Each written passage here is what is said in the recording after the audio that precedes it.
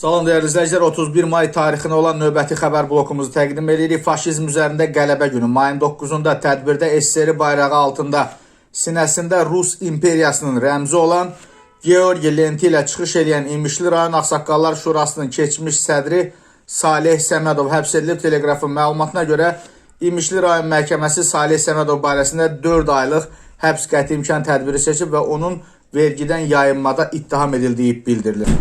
Goranboyda mina hadisəsi baş verib. Kəlbəcər rayon sakini 1980-ci il təvəllüdlü Abbasov Qalib Kamranoğlu Qaraçınar kəndi yaxınlığında Barambat meşəsi ərazisində minaya düşüb və ilkin məlumata görə adı çəkilən şəxs ərazidə çobanlıq edirmiş. Faktla bağlı araşdırma başlanılıb.